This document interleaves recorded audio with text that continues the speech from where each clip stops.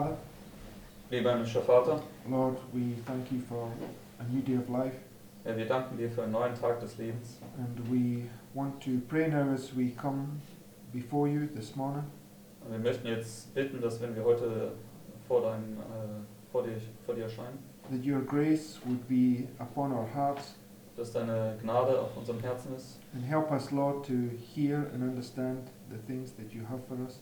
und hilf uns, Herr, zu verstehen und zu hören die Dinge, die du für uns hast, That we might understand that you are the mighty God, dass wir verstehen können, dass du der mächtige Gott bist, and that we would understand what it means to obey you, dass wir verstehen mögen, was es bedeutet, dir zu gehorchen, and understand what it means to give up everything in order to honor and worship you.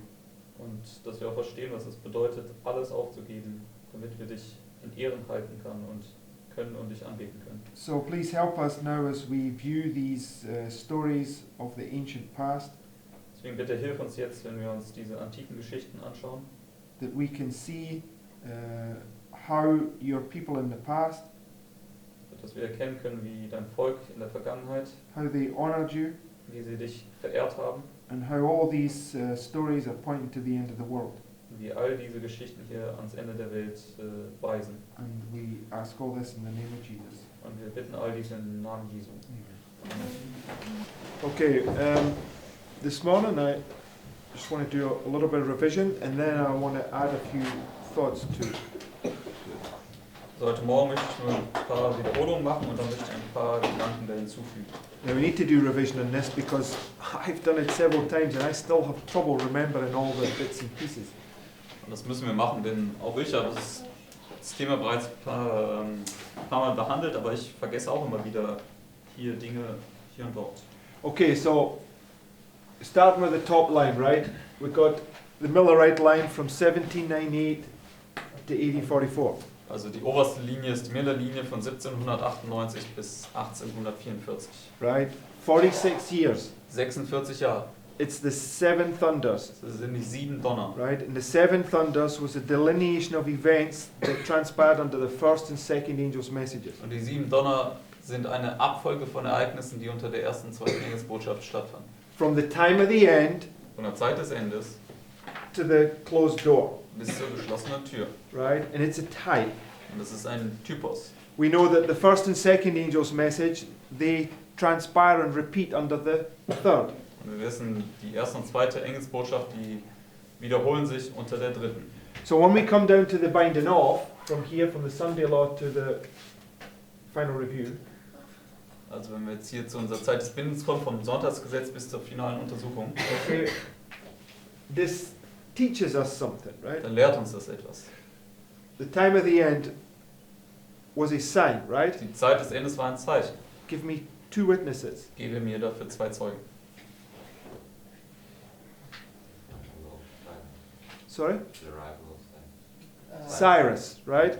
Die Ankunft von Kyros. Cyrus surrounding Babylon was a sign to the Jews, right? Dass Kyros Babylon umlagert hat, das war ein Zeichen für die Juden. Give me another one. Gib mir ein weiteres. Daniel, No. We're talking about time of the end, Susie. Wir sprechen über die Zeit des Endes. How does it say Daniel 11:40 is a sign? nein, ja, And I'm asking, where does it say in the Bible a sign at the time of the end? Das ist The birth of Christ, right? die Geburt von Christus. So you have two witnesses there that the time of the end is a sign, right? Wir haben hier 2 Zeugen zu zeigen, dass die Zeit des Endes ein Zeichen ist. So the Sunday law is marking the point where the third angel's message goes forward, right? Das Sonntagsgesetz markiert den Punkt, wo die dritte Engelsbotschaft vorwärts geht. Therefore it's a repeat of the first and second, Deswegen right? ist es eine Wiederholung der ersten und der zweiten. Right? So what should it therefore begin with?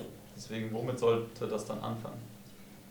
Based upon what we've just the time of the end, right? Der Zeit des Endes. Which is a sign. Was wiederum ein Zeichen ist. So what's the sign here at the Sunday law? Deswegen, was ist also das Zeichen hier im Sonntagsgesetz?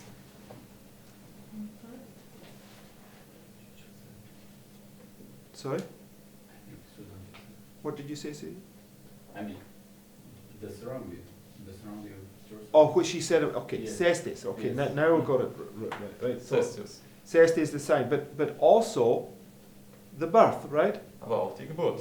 Right, because there's this Revelation 18 is this combination of the human and the divine, right? Offenbarung 18 ist diese Verbindung von Göttlichkeit und Menschlichkeit. So the 46 years here is teaching us something about this time period, right? Die 46 Jahre hier, sie lehren uns etwas also über diese Zeit hier, die Sonntagsgesetze. Okay, these 2 times of trouble marked by Cestius and Titus, Right? right? Zwei Zeiten der Trübsal zwischen Cestius und Titus. Right? So Richtig. this is how we get this 46, right? So erhalten wir diese 46 hier. But really we understand that this is just really coming all the way down. The Lord wants us to get down to this, right? Aber diese große Darstellung ist letztendlich nur ein Weg Gottes, um uns letztendlich zu diesem kleinen Fraktal da zu bringen. Das ist, wo er uns hinführen möchte. Which is this one here, right? Was in dieser Darstellung jetzt das hier ist. Okay, and I haven't put this fractal at this level just because there's not enough room, right? Ich habe jetzt dieses Fraktal nicht noch an einem anderen Ebene illustriert, weil einfach nicht genug Platz ist.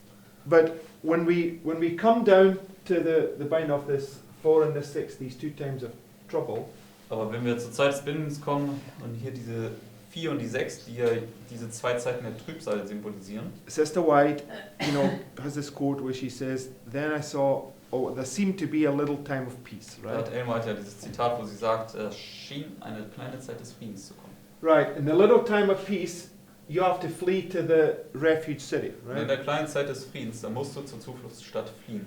And the refuge city is the beginning of the investigative judgment of the living, right? Und diese Zufluchtsstadt stellt den Anfang des Untersuchungsgerichts an den Lebenden dar. What warns us that the investigative judgment of the living is about to begin? Und was warnt uns davor, dass das Untersuchungsgericht an den Lebenden kurz bevorsteht? Trumpet, right? Die Posaune. Okay, and then when you get to the investigative judgment of the living, it's the close of probation. All you're going to do now is demonstrate to see that you have gathered the oil or not, right? Wenn du dann zum Untersuchungsgericht an den Lebenden kommst, dann ist das eine Art und Weise, ein Ende der Gnadenzeit für dich, denn du demonstrierst jetzt einfach nur noch, ob du Öl gesammelt hast oder eben nicht. Okay, but the Lord wants us to see that within this fractal, right, there are 2 fractals, Der right? Herr möchte uns zeigen, dass in diesem Fraktal es 2 Fraktale gibt. Right, and it's like a repeating pattern, right? Es ist wie ein sich wiederholendes Muster. Okay, so let's take this one, and this is this one here, right? Wir nehmen jetzt diese zweite Box und legen sie hier unten aus. Okay, so this is where it brings you to the story of Jonah, right? Und das bringt uns dann zur Geschichte von Jona. Because Jonah represents one of those lost sheep that flees right here when Christ goes on the cross, right? Jona stellt einer dieser verlorenen Schafe dar, die fliehen, wenn Christus hier ans Kreuz geht. So that takes you to here, right? Das bringt dich dann nach hier, Right? richtig? Okay, so Jonah's then going through his first test. How's his first test symbolized as? Und Jona geht dann durch seinen ersten Test und wie wird das bei ihm dargestellt?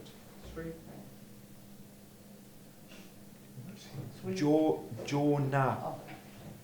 Okay, right? So Jonah, what does Jonah do? Also nicht Hiob, sondern Jona. Und was tut Jona? Sleeps. He gets on a boat and goes to what? Er geht auf ein Boot und fährt wohin? To sleep, right? Oder fährt in Tarsis und schläft dann ein. What is marked right here? Was ist hier markiert? Sleeping of the wood. The sleeping of the virgins, Die right? jungen Frauen einschlafen. You got this parallel story, right? Diese Parallelgeschichte. And then, this would have been nice to put it here, but he gets woken up. No, in fact, no, excuse me, right? So, is it this one?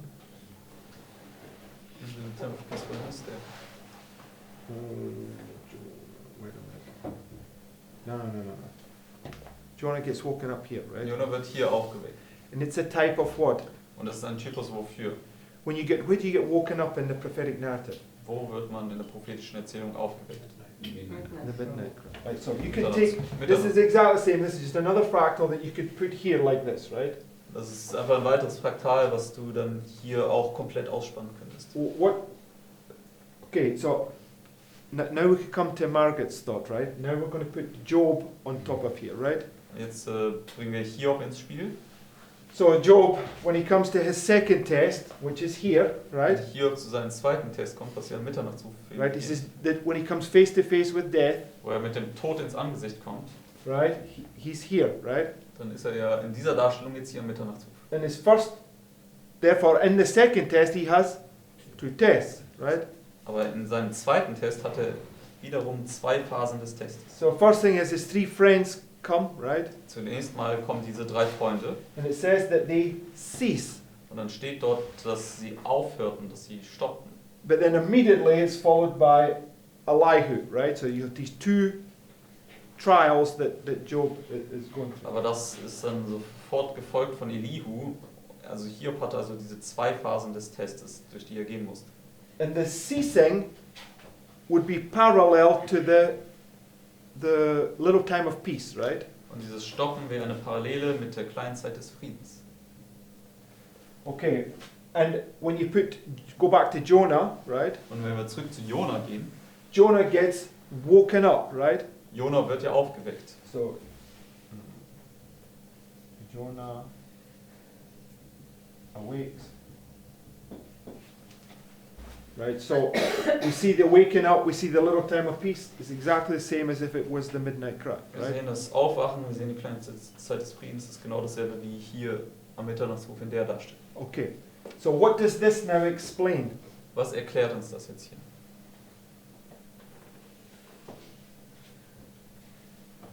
Just think, look at the lines. What does it explain for us? Was erklärt uns das? Yeah, 2016, right? Es erklärt uns, was 2016 passiert ist. Because in 2016 we thought it was the midnight cry, right? In 2016 haben wir ja zunächst geglaubt, dass es der Mitternachtsruf wäre. But the Lord had to put that in place there, right? Even though we got so baffled as we were going down here. What on earth was that, right? Ja, man muss das an Platz setzen, auch wenn wir erstmal verwundert waren und haben erstmal gar nicht verstanden, was das jetzt eigentlich alles bedeutet. Okay, but you can see that it's already teaching us the Lord's teaching us these same repeating patterns, right? Wir können sehen, wie der Herr uns diese sich wiederholenden Muster lehrt. So Jonah wakes up, right, and he has his test, right, and he has to confess Christ. Jona wacht ja auf und er hat jetzt seinen Test und er muss Christus bekennen. And they say that he is innocent, just like Christ, right? Und diese andere Schiffsleute, sie sagen letztendlich, dass Jona unschuldig ist, so wie Pilatus zu Christus gesagt hat. But what do they do to Jonah? Und was machen sie mit Jona? They put him to death anyway, right? Sie bringen ihn zu Tode nichtsdestotrotz. So when they throw him in the water, what happens? Und wenn sie ihn ins Wasser schmeißen, was passiert? The water storm stops, right? Da hört der Wind jetzt auf. Right? And then there's this little calm, and then the waters start again, because he's now in the belly, right, for these 3 days. Und Right? dann gibt es diese kleine Ruhe, wo die Wasser ruhig sind und dann fangen sie wieder an, wenn er in dem Bauch ist, Führer? zu fallen. Yeah, I think we can take these 3 brands in a Heilung and put it in our line also between 2014, 16 and the midnight cry. In some ways, because there was an opposition. I think it was 2015 forward a little bit. Those who counted themselves fake friends were a little bit, you know, well, Principally, you're yeah, talking. principally yes, and then 2016 Paminda came who was alive. Also, You mean put it here and here? Yeah. Oh, okay. Führer- The principle. Yeah. Yeah. Führer schlägt vor, dieses Prinzip von den 3 Freunden und Elihu dann auch hier auf unsere Linie zu übertragen von 2014 bis 2016, wenn die 3 Freunde und von 2016 bis Mitternacht bei Elihu, was dann minder ist. Also das Prinzip zumindest. Okay, but anyway, so anyway, Jonah wakes, he gets thrown into the waters cease, right? Also Jona wacht auf und er wird dann da ins Meer geworfen und die Wasser werden ruhig. You don't, apart from it saying the water cease, you don't have a physical period where you see a little time of peace, but I want to show you that it's there. Also abgesehen von diesem Wort, dass da die Wasser aufhörten oder stoppten, kann man jetzt nicht physisch in der Geschichte eine kleine Zeitspanne des Friedens sehen. Aber ich möchte euch zeigen, dass sie trotzdem da ist. So, when we come to now Elijah to Elisha, Wenn wir jetzt zur Geschichte von Elia und Elisa kommen. okay, Elijah tests Elisha 3 times, leading down to the midnight cry. Da Right? testet ja der Elia den Elisa 3-mal und das führte ihn hinab zum Mitternachtsruf.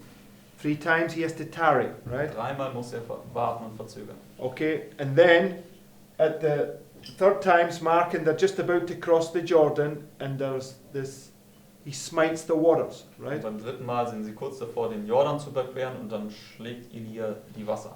And him smiting the waters 2 times is represent these 2 times of trouble, Und right? indem er jetzt die Wasser schlägt und die Wasser werden 2-mal hergeschlagen, einmal Elia, einmal Elisa, das markiert diese 2 Zeiten der Trübsal. So he smites the waters here,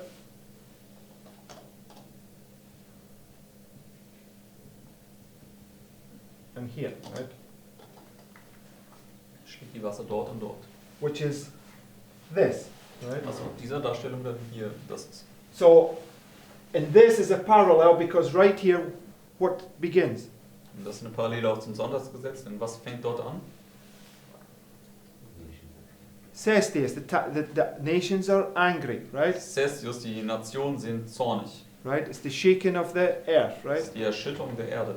But when you come to here, what's now taking place? Aber wenn du nach hier kommst, was findet jetzt dort statt? Shaking of the heavens and the Die earth, right? Erschütterung des Himmels und der Erde. Right? So you have these 2 times the waters represent the nations get smitten, right? Ja, 2-mal dieses Schlagen und die Wasser stellen ja die Nationen dar. Sie werden 2-mal geschlagen. And when he smites the waters, what happens to the waters? Und wenn er die Wasser schlägt, was passiert mit den Wassern? They separate, right? Ja, sie teilen sich. So, what's Daniel 11:40? Was mit Daniel Vers 40? What's it all about? Worum geht es dort? What is Daniel 11:40 all about? Worum geht es Right. in Daniel 11 Vers 40 in Bezug zu dem, was wir sagen? What, Margaret? Separation of what? Eine Teilung, aber wovon? What is it talking about in Daniel 11:40? Was spricht denn? Was sagt Daniel Vers 40? Worum geht es dort? Okay, so König des Nordens what? gegen den König des So Südens. what is it talking about then? Put it in language that can be related to Also worum geht something es? that's not biblical. Verfasst das einfach in Alltagssprache. Also Who's the king of the north? Who's the king of the south? What does it mean?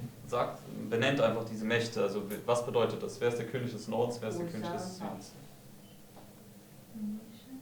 No way. The USA and the USA and the papacy are fighting against each other. No, but that's okay. So I'm asking you. So the king of the north and the king of the south. What does it represent? Der Somebody König said it. des Nordens und der König des Südens, was stellen sie da? Okay. How would you say internal? Also ein interner Krieg und wie meinst du das? What's internal then? Was bedeutet intern? Which nations?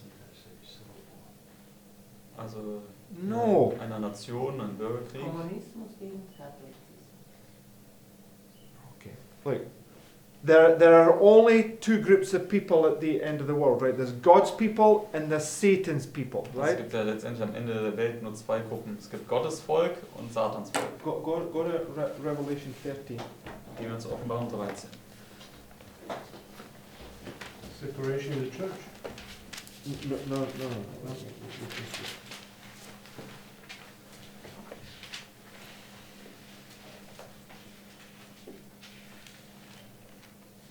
Verse 3. Offenbarung 13, Vers 3. And I saw one of his heads as it was wounded to death, and his deadly wound was healed? Where's the deadly wound healed? Wo wird die Todeswunde geheilt? Sonntagsgesetz. At the Sunday law, Im right? Sonntagsgesetz. So it brings us right to this point, right? Bringt uns zu diesem Punkt hier. Which is Daniel 11:40, Das ist auch Daniel 11, Vers 40. right? So when a deadly wound's healed, it's Daniel 11:40, right? Todeswunde geheilt wird, das ist Daniel 11, Vers 40. Right? So it says, and all the world wondered after the beast. Die So- ganze Welt verwunderte sich dem Tier nach. So what's Daniel 11:40 talking about? Worüber spricht jetzt Daniel 11, Vers 40? All the world, Die right? ganze Welt. The north and the south, right? Norden und Süden. What is south a symbol of? Und wofür ist der Süden ein Symbol? Yeah, the nations, the 10 kings, Die right? Nation, die 10 Könige. So you're either of one side or the other, right? Entweder auf der einen Seite oder auf der anderen. The only entity that's outside of that is radical Islam, right? Die einzige Entität oder Macht, die außerhalb dieser dreifachen Union ist, ist der radikale Islam. And radical Islam is just a symbol of Satan's angels, his kingdom, how he's going to bring about this north and south coming together, right? Der radikale Islam ist einfach nur ein Symbol für Satans Königreich und wie er sie benutzt, um Nord und Süd zusammenzubringen. So Daniel 11:40 is an illustration of how Satan is going to bring the whole world together, right? Daniel Vers 40 ist eine Darstellung, wie Satan die gesamte Welt zusammenbringen wird. Right. So no, I can't remember I can't remember why we asked that question, but it doesn't matter. Smiting of the waters. Yeah. Okay. Yes. The smiting of the waters. Right. So the smiting of the waters. Okay. That's the point. Thank you. It's talking about these north and south. This division that takes place when they make a Sunday law. Right. Also, das spricht über, wenn die Wasser geschlagen werden, teilen sie sich ja. Das spricht dann über diese Trennung zwischen Nord und Süd, wenn sie das Sonntagsgesetz machen. Right. So when you come to the midnight cry, is there a division again between north and south? Und wenn wir zum Mitternachtsruf kommen, gibt es da wieder eine Trennung zwischen Nord und Süd. Yes. Where do we see that? Ja, und wo sehen wir das? The French Revolution, right? Französische Revolution. South rises against the north, right there, right? Der Süden steigt dort gegen den Norden auf. Okay, so the smiting of the waters is marking this point where the separation takes place, where there's this revolution between these two entities, right? Das Schlagen dieser Wasser stellt diese Trennung dar und dann diese Revolution zwischen diesen beiden Mächten. And that's what this 4 and the 6 is teaching us, Und right? das ist auch, was diese Zahl 4 und die Zahl 6 uns lehrt. Right? So the reason why the Lord brings us down to all these fractals, right, is because He wants us to see that everything points to this test, right? Also der Herr benutzt diese Fraktale, um uns letztendlich zu dieser Erkenntnis zu bringen, dass alles letztendlich auf diesen Test hier hindeutet. Because in this test, right, you have every prophetic symbol stuck right in that little box, right? In diesem Test, da haben wir sozusagen jedes prophetische Symbol wird in diese kleine Box da gelegt.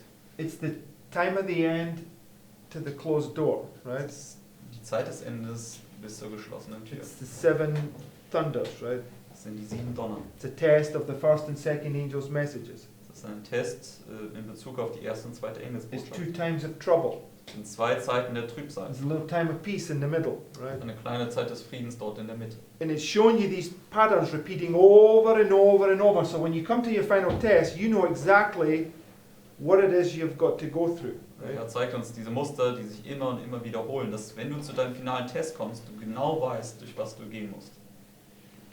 Right? Richtig? Yes. Okay.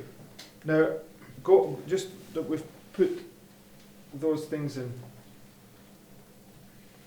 Okay, one last thing, right? The line at the bottom, the 2 Sunday laws, right?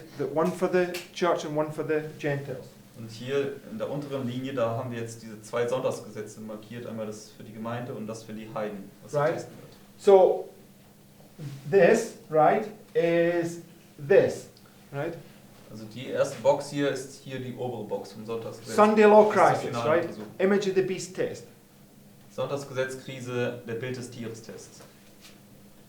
What does this typify right here? Und was schattet das hier voraus? Second coming. The second coming. Thank you, Margaret. Die Right. Wiederkunft Christi. So, according to I think it's 1 Thessalonians, how does Christ come? Gemäß 1. Thessaloniker 2, wie kommt Christus? First, Trumpet. Is it chapter 2? oh. Yeah, okay, you said 2. But it doesn't matter. 1. Thessaloniker Kapitel 4, wie kommt Christus? Just go to 1 Thessalonians chapter 4.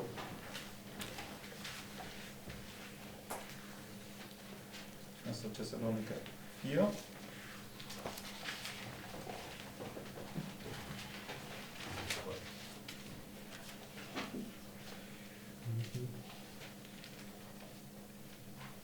Oh, I'm wrong. Excuse me.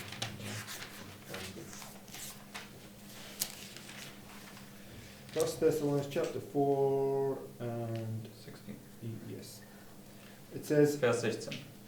For the Lord himself shall descend from heaven with a shout, and with the voice of the archangel, and with the trump of God, and the dead in Christ shall rise first. So, how does the Lord come there? Wie kommt der Herr hier? Just read it. There's a couple of things there. Lest es einfach nochmal nach. There's what, sorry? The shout. Okay, thank you, Maris. Right, he comes with a shout. Kommt Right? mit einem Ruf. And what else? What's the shout parallel to? Und womit wird jetzt der Ruf noch verglichen? A trumpet, Mit right? einer Posaune. In the Bible prophecy, what is a trumpet? In der biblischen Prophetie, wofür steht eine Posaune? Or War. it's a warning, right? Das ist eine Warnung. But it's God's voice is like a trumpet, right, Und Margaret? Gottes Stimme ist wie eine Posaune. And when God speaks, how's his voice likened unto? Many Und- waters. Many waters, Wenn right? Gott spricht, wie wird seine Stimme verglichen? Mit vielen Wassern. So, right here, what marks the beginning of the little time of peace? Genau hier, was markiert den Anfang der kleinen Zeit des Friedens? A trumpet, right? Eine Posaune. But if this was 21st of July 1844, what was beginning? Aber wenn das jetzt der 21. Juli 1844 ist, was fängt dort an? The cry, right? Which is this shout, right? Der Mitternachtsruf, was auch dieser Ruf ist hier. So, okay, so if we take this, right? So we say that the Lord comes like a trumpet with a shout. Also wir sagen, dass der Herr wie eine Posaune kommt mit einem Ruf. Oh, excuse me.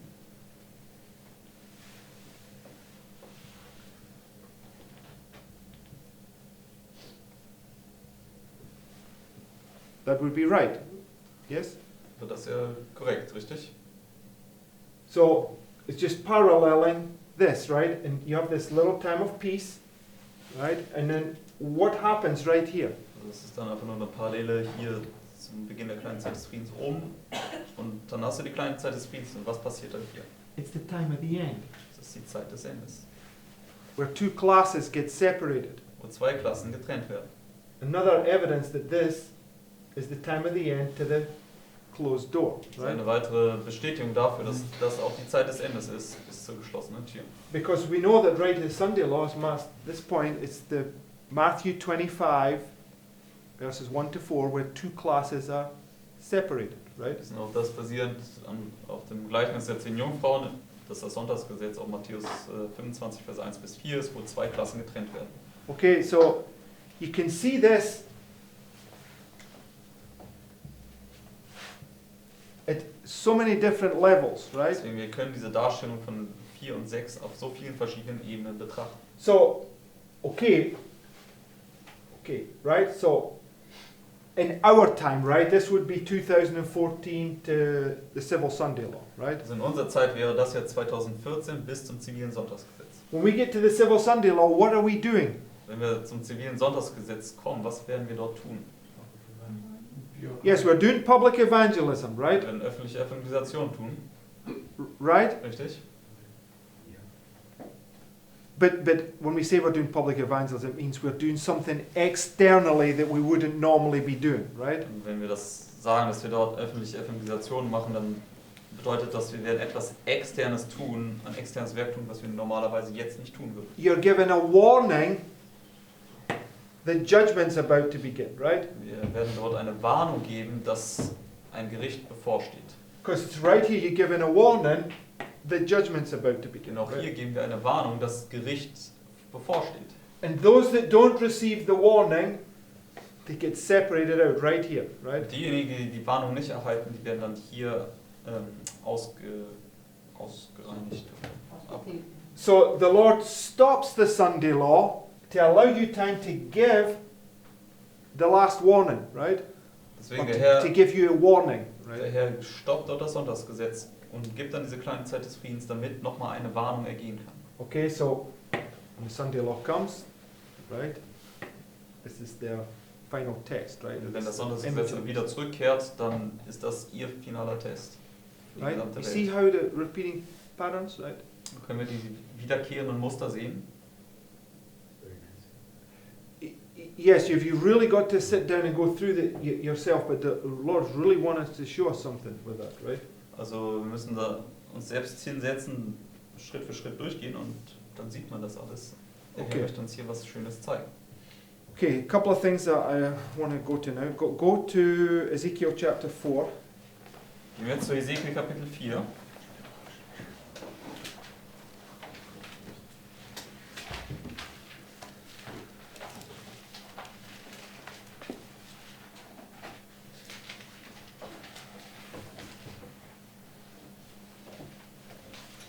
And let's begin in verse 1. Lass uns in Vers 1 anfangen. Scott, read verse 1 to 3, please. Lesen wir Hesekiel 4, Verse 1 bis 3. Thou also, son of man, take thee a tile, and lay it before thee, and portray upon it the city, even Jerusalem. And lay siege against it, and build a fort against it, and cast a mount against it. Set the camp also against it, and set battering rams against it round about. Moreover, take thou unto thee an iron pan, and set it for a wall of iron between thee and the city, and set thy face against it, and it shall be besieged. And thou shalt lay siege against it. This shall be a sign to the house of Israel. Okay, where will we put this and why? Wo wollen wir das hinsetzen und warum?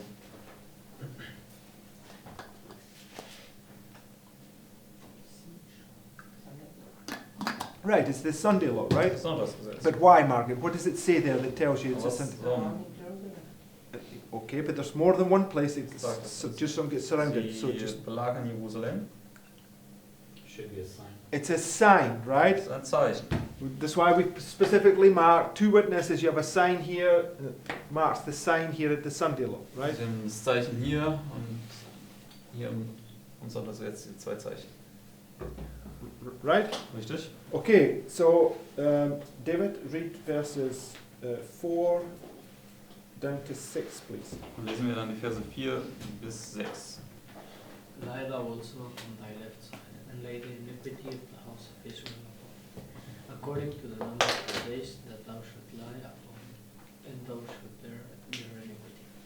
For I have laid upon thee the years of their iniquity, according to the number of the days, 390 days.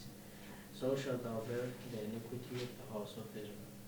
And when thou hast accomplished them, lie again on thy right side, and thou shalt bear the iniquity of the house of Judah 40 days. I have appointed thee each day for a year. Right. So we know that from the Sunday law to the midnight cry, you have this 390 days, and then from the midnight cry to the final review, you got this 40 days, right? Wir verstehen ja, dass von Sonntagsgesetz bis zum Mitternachtsruf sind die 390 Tage und vom Mitternachtsruf bis zur finalen Untersuchung diese 40 Tage. So what do these two things represent? Was stellen also diese zwei Dinge dar? Two times of trouble. The two times of trouble, Die right? zwei Zeiten der Trübsal. And when you put it together, it's 430, Wenn right? du das beides zusammen addierst, hast du 430. How many years was they were in Egypt for 430 years, right? Und sie waren für 430 Jahre in ägyptischer Gefangenschaft. Which is a parallel to them being in Babylon, or a parallel to them being under captivity of Rome, etc., Das ist etc. eine Parallele für die 70 Jahre in Babylon oder die Knechtschaft unter Rom und so weiter und so fort. Okay, so now I thought it was interesting that it was chapter 4 verse 6, but maybe that's just my silly imagination. But the point that I want to make is that verse 6 takes you down to this point right here, right? Also der Punkt, den ich machen möchte, ist, dass Vers 6 dich hier zu diesem Punkt hier bringt. And we know that all these things are all point to here, right? Und wir wissen, dass all diese Dinge zu diesem Punkt hier hindeuten. So I'm only just putting this in place. I don't have all the answers for that, but Ich möchte das alles jetzt an den Platz setzen. Ich habe noch nicht alle Antworten auf alles. I'm pretty sure that this prophecy here is speaking about this final test right here. Und ich bin mir sicher, dass diese Weissagung letztendlich im wahrsten Sinne über diesen finalen Test hier spricht. Because does Jerusalem get compassed by an army right here? Wird Jerusalem hier durch eine Armee hier belagert. Now what does Ezekiel have to pick up? What does he have to put between himself and Jerusalem? Und was muss Hesekiel aufnehmen? Was muss er sich zwischen sich und Jerusalem setzen? An iron pan, right? Eine eiserne Pfanne. Why is that important? Warum ist das wichtig? Okay, iron's Rome, but okay, why is that important, Margaret? Eisen ist Rom und warum ist das wichtig? Look at the statue. Tell me, why is it important? Schau dir die Statue an und sag mir dann, warum das wichtig ist. It's this, their conscience is seared. Okay, right. It's bringing you because you have first because when you go to Daniel chapter 8, right? Also ihr Gewissen ist mit einem heißen Eisen gebrandmarkt. Du zu Daniel 8 kommst. He asked the question, how long? He asked the question, how long, right? Da stellt er die Frage, wie lange? And it's the question is related to the daily and the transgression of desolation, Und diese right? Frage ist ja in Bezug auf das tägliche und der Übertretung der Verwüstung. Right. And when you go to the illustration, you have Babylon, Medo-Persia, Greece, but the last kingdom is Rome, which is a symbol of iron, right? Und wenn du zur Darstellung kommst, dass ja Babylon, Medo-Persien, Griechenland, Rom bringt dich zum Mitternachtsruf hinab und das letzte Reich ist dann Eisen, das ist Rom. And when you come to the midnight cry, what does it say? Which point in time does it say that it is? Und wenn du zum Mitternachtsruf kommst, was sagt es, was für ein Zeitpunkt ist das? Close of probation, right? Das Ende der Gnadenzeit. It's the iron, Das right? ist das Eisen. So when you just from that point alone, I'm pretty sure that in the first place you're to understand it here, right? But it's really teaching you about this little fractal, and it's marked by iron, right? Also in erster Linie spricht es dann hier in dieser großen Anwendung dann über diesen Punkt ab dem Mitternachtsruf, aber es möchte uns immer dieses kleine Fraktal lehren, wo dann auch das Eisen markiert ist. Right? Okay, just some thoughts, right? We need to build upon that. But the other point I want to go to 2 Kings chapter 2. Gehen wir zu 2. Könige Kapitel 2.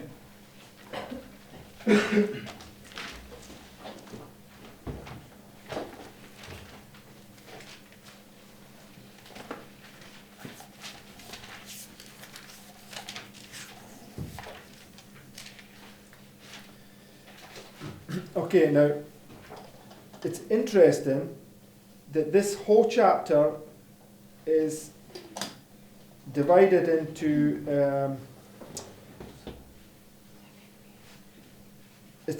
four parts, right? Es ist interessant, dass dieses gesamte Kapitel in 4 Teile aufgeteilt ist. And I often wondered why that was, right? Ich habe mich oft gefragt, warum das so ist.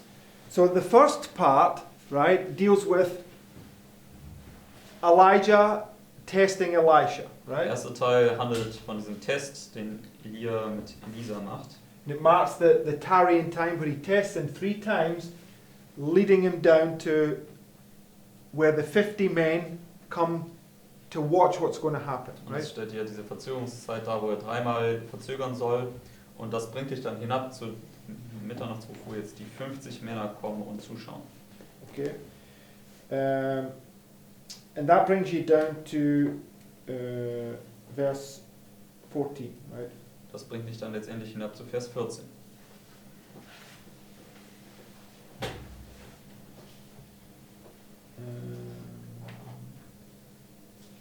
No, excuse me. One. That brings you down to verse. Verse 7 or 15. Yes, verse 7, right? Vers 7. And then you go from verse 7 to verse 14, you have these two smitings of the water, right? Von Vers 7 bis Vers 14 und dann hat man diese zweimal Schlagen des Wassers. Okay. And then when you get to verse 15, Und wenn wir dann zu Vers 15 kommen, now you have these 50 strong men, right, who, it's a different 50 men, right? These are people that trust in their own strength. What do they go now and do? und dann haben wir ab Vers 15 diese 50 starken Männer, also die sind in Vers 16 beschrieben, die jetzt in ihre eigene Kraft vertrauen. Das sind andere 50, als die zugeschaut haben. Und wonach suchen sie jetzt? They go looking for the oil, right? Sie gehen jetzt und wollen das Öl noch finden. At which point do they go looking for the oil? Und zu welchem Zeitpunkt gehen sie, um das Öl zu finden? In the prophetic narrative, In der prophetischen Erzählung. at the midnight cry, right? Am Mitternachts. So when the cry goes out, these other, they come up and they say, oh, give me of your oil, right? This illustration is at the 9th hour. Yes, but I'm just going to bring it down to here, right? So it's right there at the midnight cry, right? Also es ist hier am Mitternachtsruf. Right? Get my point? That's why repeating patterns, Also das sind diese wiederholenden Muster. Okay. Sehr gut. right? So you have the 3 trials brings you down the midnight cry, which is here. Also wir haben die 3 Prüfungen, die dich bis zum Mitternachtsruf bringen, und dann ist es hier in dieser Darstellung. Now these 2 times of trouble repeat with the 2 smitings of the water, Jetzt right? wiederholen diese 2 Zeiten der Trübsal sich, wo die Wasser geschlagen werden jeweils. So prophetically it brings you to the same point, right? Deswegen prophetisch gesehen bringt dich das zum selben Punkt. Right? And they now go, this is the 9th hour, which is here, right? Eine Stunde, was dann hier ist jeweils. Right? They go running and looking to find the oil, right? Sie gehen jetzt und suchen nach dem Öl. And they can't find it. Sie können es nicht mehr finden. Okay. Now come down to verse 19. Jetzt gehen wir runter zu Vers 19. So,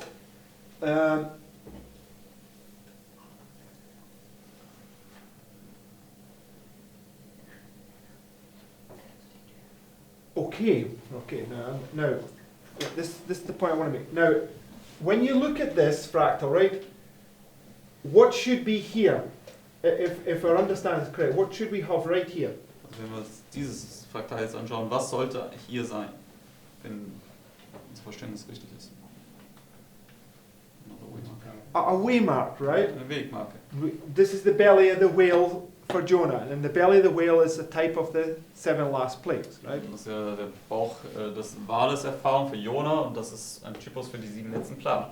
And it's, I haven't got the biggest fractal on here, but the 144,000, they're sealed, they've already gone through their test, but they then repeat the test again, right? Die 144.000, sie sind bereits versiegelt, sie sind durch ihren Test gegangen, aber dann unter den 7 letzten Plagen wiederholen sie nochmal diesen Test. Just like Jonah. Jonah comes to his test here, he passes the test, he faces the death, but straight away again, then he's in another test. It's like the 144,000. So wie Right? bei Jona, er wacht dort auf, wird dann getestet, er besteht seinen Test und wird dann aber sofort wieder in die nächste Testphase reingeworfen. Okay, but so we know that from the midnight cry to this, the final review is a type of the 7 last plagues, right? Wir wissen, dass vom Mitternachtsruf bis zur finalen Untersuchung es ein Typus ist für die 7 letzten Plagen. But it's shown us that in this time period there's 2 times of trouble, 2 groups of people being tested, right? Aber wir sehen ja auch, dass auch in dieser Zeitspanne vom Mitternachtsruf bis zur finalen Untersuchung gibt es ebenso 2 Zeiten der Trübsal. 2 Gruppen werden getestet. So I can put a waymark right here, right? Dann kann ich hier auch eine Wegmarke ansetzen. Right? Just repeating patterns, Das right? sind einfach sich wiederholende Muster. Okay, so go to verse 19. Gehen wir jetzt zu Vers 19. So what I'm suggesting is that when the waters are smitten right here, that those 50 men come up and they go looking to buy oil, right? Also was ich jetzt vorschlagen möchte, ist, dass diese 50 Männer kommen, wenn die Wasser das zweite Mal geschlagen werden und sie suchen jetzt das Öl. So when they can't find it, what does it lead them to? Und wenn sie es nicht finden können, was ist dann das Resultat? Was machen sie? In the parable, where does it lead them to? In dem Gleichnis, was passiert? The door closed, right? Die Tür schließt. So in this, right here, the door closing is right here, right? Und hier ist es auch eine geschlossene Tür. So when those 50 men come and look, they're looking in this period, and this would be the closed door, right? Sie schauen dann hier und das wäre dann für sie die geschlossene Tür. Right? But what would it also be right there? Aber was wäre das dann auch noch dort? No. Just dealing. What are we dealing with? There, all these waymarks. What's always there? A little time of peace, right? Eine kleine Zeit des Friedens. Okay. So I want to suggest that verse 19 to 22 is this little time of peace. Ich möchte vorschlagen, dass in Vers 19 bis 22 ist diese kleine Zeit des Friedens ist, die da markiert ist. It says, "And the men of the city said unto Elisha, Behold, I pray thee, the situation of this city is pleasant, as my Lord seeth, but the water is out, and the ground barren." What's wrong with the ground? Was ist verkehrt mit dem Grundboden? Okay, so when Es ist Christ unfruchtbar. comes to his disciples right here, what condition are they in? Wenn Christus hier zu seinen Jüngern kommt, in welchem Zustand befinden sie sich? At the upper room, right? In dem Obergemach. They're all full of nonsense, right? Sie sind voller Nichtigkeiten. Their hearts are defiled, right? Ihre Herzen sind verschmutzt. Okay, verse 20. Vers 20. And he said, Bring me a new cruse, and put salt therein. And they brought it to him. And he went forth unto the spring of the waters, and cast the salt in there, and said, Thus saith the Lord, I have healed these waters. There shall not be from thence any more death or barren land. So the waters were healed unto this day, according to the saying of Elisha which he spake. Right? Okay, so I've often wondered, what does that point to? Right? Ich habe mich oftmals gefragt, worauf weist diese Geschichte hier hin? And I want to suggest that it's a parallel to Christ when he comes and washes the feet of the disciples. Ich möchte vorschlagen, dass das eine Parallele ist, wo Christus kommt und die Füße seiner Jünger wäscht. What does Christ say about the salt? Was sagt Christus über das Salz? He says, Ye are the salt of the earth, right? Er sagt ihr seid das Salz der Erde. And if the salt has lost its savor, right, it's good for nothing, right? Und wenn das Salz seinen Geschmack verloren hat, dann ist es nutzlos. Okay, so you know that unless you have this healing right here, you won't stand at this point. Deswegen, sei denn du hast diese Heilung hier in der kleinen Zeit des Friedens, dann wirst du den Test nicht bestehen.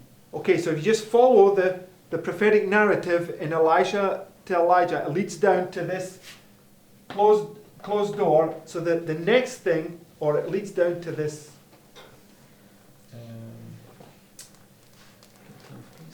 little time of peace. Now, okay, so I don't want anybody to get confused with what I'm saying, right? Das bringt dich jetzt hier in der Geschichte hinab zu dieser geschlossenen Tür oder zu diesem kleinen Zeit des Friedens. Okay, but I want to suggest, let me just move this out of the way, right?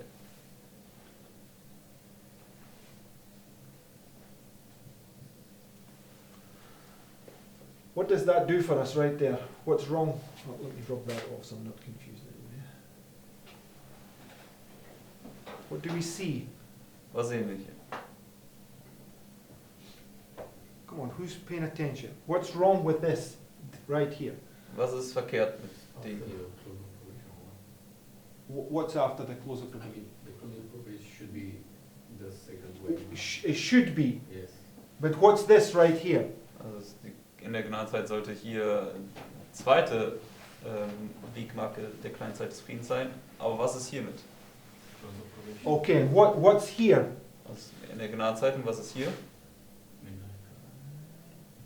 Close of probation. Right, so what's it showing us, right? Auch eine geschlossene Tür. Was zeigt uns das? Because he had this struggle in the room downstairs, right? Now you get where I'm going, right? he was showing this struggle in the room that he was wanting to do this and he was wanting to put the close of probation at the front, and I said, you can't do that because it's at the end, right? Also Marco und ich hatten darüber mal gesprochen und ich habe in einer Darstellung das ans Anfang setzen wollen, wegen dieser Darstellung. Er hat gesagt, das kannst du aber nicht machen, das kommt ans Ende. But I want us to see something, right? That it's showing us there's a close of probation here and there's a close of probation here. Now, I don't understand it, but it's there, and here's a second witness for it, right? Aber ich möchte jetzt doch zeigen, dass hier eine geschlossene Gnadentür zugeht, also geschlossene Gnadenzeit und auch dort ebenso. Ich verstehe es zwar jetzt auch noch nicht völlig, aber man hat jetzt hier zwei Zeugen dafür. Right? It's always the same when we don't understand. Just put down what the prophetic narrative shows you, line upon line, and let God explain it at a later time. Also es ist immer dasselbe, dass wenn wir etwas sehen und es noch nicht völlig verstehen, müssen wir einfach das erstmal hinsetzen, dort wo das Wort Gottes es klar zeigt, und dann einfach auf Gott warten, dass er es erklärt, was das dann bedeutet. Okay, and one of the reasons I want to confirm what I'm saying here is that this salt, right, where he heals the waters right there, is this little time of peace. Und dieses Salz, womit Elisa jetzt hier die Wasser heilt, ist diese kleine Zeit des Friedens. Because just now go to verse 23. Denn das finden wir jetzt in Vers 23 weiter erklärt. Because 23 marks the point where Elisha now, right, he's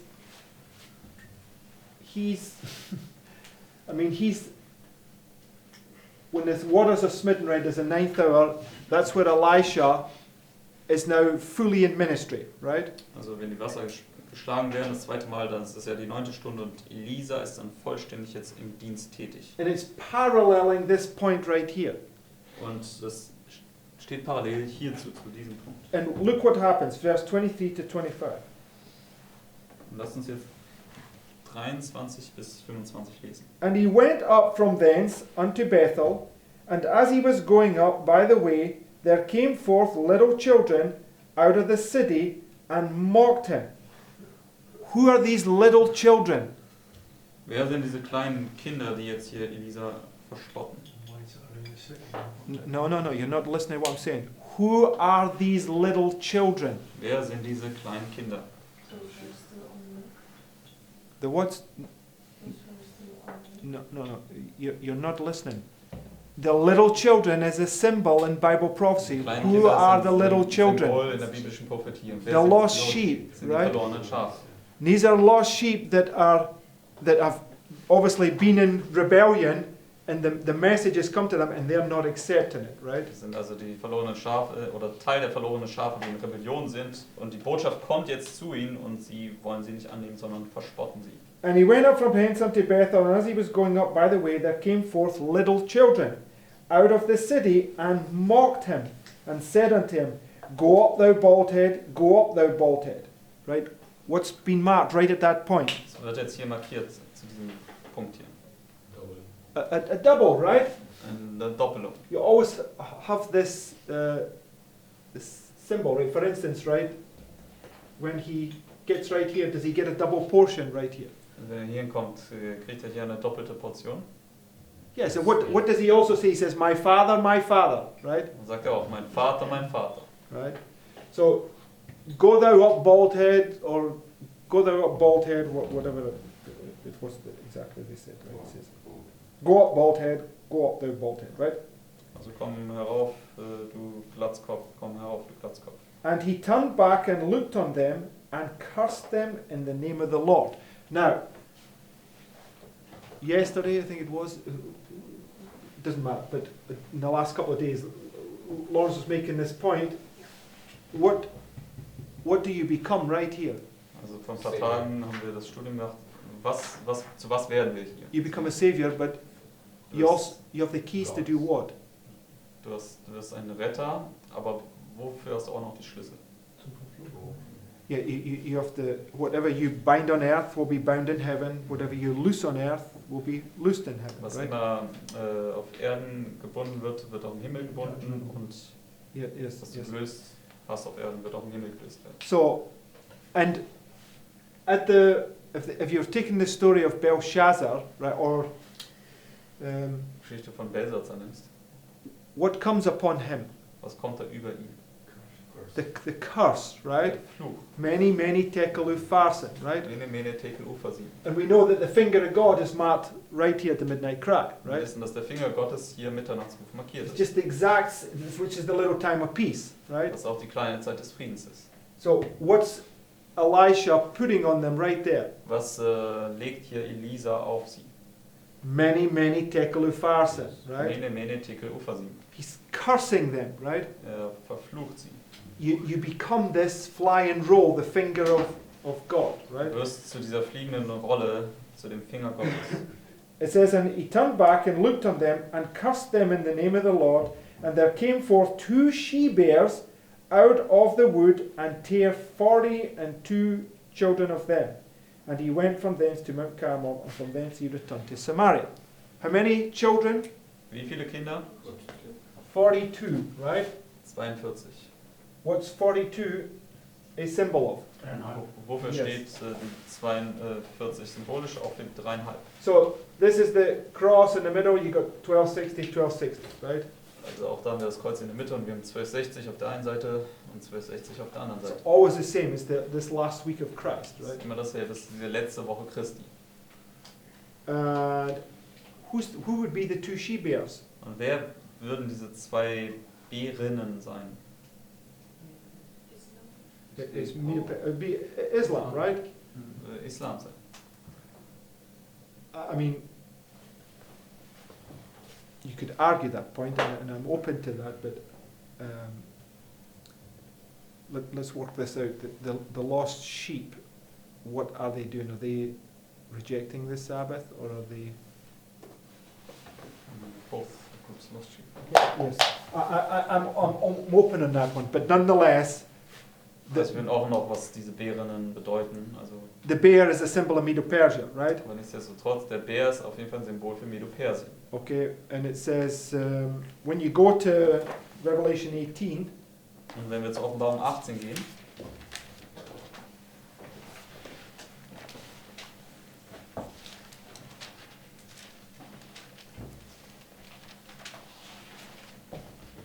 verse 5. Offenbarung 18, Vers 5.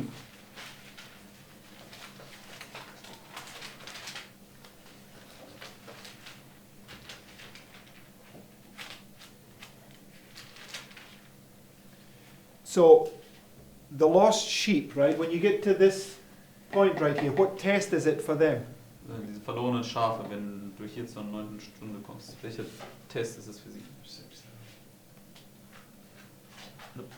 That's just what test is it for them? Welcher Test ist es für sie? The final. Okay, so which one is that? What's your final test? Finale Test. Und was ist das? Is the what? Sorry. Yes, but that's the whole way through. Okay, it's when you're being investigated. It's the investigative judgment of the living, right? Das Dios-Test, aber das ist die komplette Zeitspanne, aber es ist das Untersuchungsgericht an den Leben. Right. So in verse 5. In Offenbarung 18, Vers 5. It says, "For her sins have reached unto heaven, and God hath remembered her iniquities." When does that happen? Wann passiert das? When he opens the books, right? Wenn die Bücher öffnet. And he looks, and when he reads it, he says, "Oh, there they are, right there, right?" Also schaut und sieht dann, da sind sie. It says, "Reward her, even as she rewarded you, and double unto her double according to her works. In the cup which she hath filled, fill unto her double." And what's the cup? Und was ist der Kelch? It's the curse, right?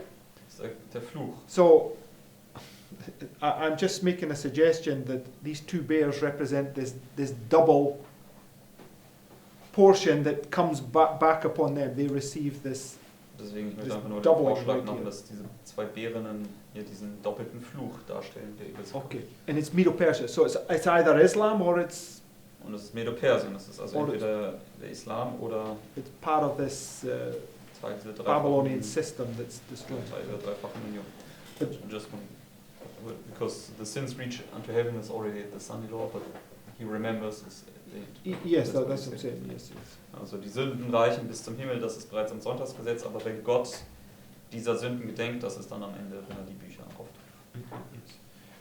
Okay, so the point I want to make is because you have this right at the end, and you have this prior, the salt must be this little tiny piece. That's what that's the conclusion that I'm making. Also meine Schlussfolgerung basiert darauf, dass weil du diese 42 am Ende hast und diese Zeit, wo die 50 Leute nach dem Öl suchen, davor hast, ist also die Zeit, die Geschichte dazwischen, diese kleine Zeit des Friedens, wo Elisa das Salz in das Wasser wirft. Right? Richtig? You get the logic why I say that. Otherwise, it's thrown in there in between those two things for what purpose? Deswegen, für was für einen Sinn und Zweck ist diese Geschichte mit dem Wasser und dem Salz da einfach so zwischen diese beiden anderen Geschichten gepackt. Right. And we know right here that Christ is cleansing, our hearts, right? It's the same principle. Wir wissen, dass Christus dort unsere Herzen reinigt, dasselbe Prinzip ist. What is your heart in the Bible? What's it likened unto? Und womit In wird relation unser to Herz this scenario, verglichen in der Bibel, in Bezug auf dieses Szenario, the land, right? mit dem Land. Okay, last verse. Go to 2 Chronicles 7. We read this yesterday. So Letzter Vers, gehen wir zu 2. Chronik, Kapitel 7. Das haben wir bereits gestern gelesen gehabt. Because you can see it very clearly from this verse. Denn aus diesem Vers geht er sehr deutlich hervor. Philip, read verse 14 for us, please. Lesen wir da Vers 14. 2. Chronik 7, Vers 14.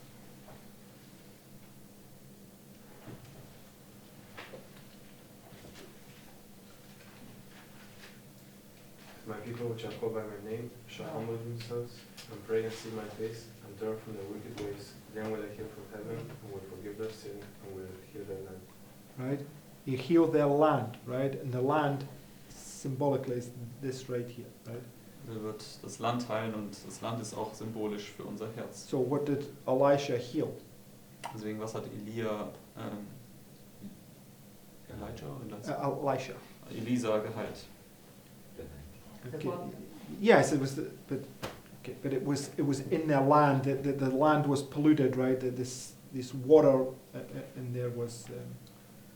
Sie hat die Wasser geheilt, aber die Wasser haben das Land verdorben. Right, and he's Dadurch hat er auch das Land geheilt. throwing the salt in and healing those waters, because it says, out of your belly shall come what? Denn aus deinem Bauch soll was hervorkommen? Rivers of living water, right? Ströme lebendigen Wassers. So you can't have rivers of living water coming out of a heart that has not been healed, right? Deswegen du kannst keine Ströme lebendigen Wassers hervorbringen aus einem Herzen, das nicht geheilt worden ist. Margaret? In verse 13 is also written about pestilence. Where are you reading, Margaret? Second Chronicles 7:13, the verse before. What does it say? If I shut up heaven, that there be no rain, No rain, yes. or if I command the locusts to devour the land, or if I send pestilence among my people. Yes. Yes, there's lots of nice thoughts there, but that's another thought. Does everybody get the logic? Also wir haben gerade noch Vers 13 gelesen gehabt. Kann jeder die Logik nachvollziehen? You've got to go through these things. You've got to draw it out. You've got to take every story and you've got to put them on top, right? Piece by piece. Right? Du musst selbst dahin durchgehen, du musst das selbst aufzeichnen und Schritt für Schritt dann durchgehen und es versuchen nachzuvollziehen. Okay. Okay. Let's close. Lass uns mit einem Gebet abschließen. Dear Heavenly Father, Lieber himmlischer Vater, we thank you once again for this day. wir danken dir ein weiteres Mal für diesen Tag. We thank you for your word. Ich danke dir für dein Wort. And we ask and pray that you would help us, Lord, to establish these things in our minds, Und wir bitten und beten, dass du uns hilfst, diese Dinge in unserem Verstand zu etablieren, that we would be able to teach them, dass wir in der Lage sind, sie zu lehren. and more than this, that they would sanctify us, Und mehr noch, dass sie uns heiligen mögen, that they would reveal to us our great need, dass sie uns offenbaren, unsere große Bedürftigkeit, and they would drive us in prayer to you with earnestness. und dass wir uns zu dir im ernsthaften Gebet treiben mögen. We ask and pray that you would help us as we go through our day to dwell upon these things. Wir bitten und beten, dass du uns hilfst, dass wir während des Tages über diese Dinge nachdenken. And we ask and pray that the Holy Spirit would reveal to us these things. Und wir bitten und beten, dass der Heilige Geist uns diese Dinge offenbart. For you've promised the things that are revealed unto us belong unto us and our children. Denn du hast versprochen, dass die Dinge, die offenbart sind, uns und unseren Kindern gehören. So we claim this promise and we ask that you would teach us, Lord. So nehmen wir diese Verheißung in Anspruch und bitten dich, dass du uns lehren mögest, Herr. In Jesus' name. In Jesu Namen. Amen. Amen.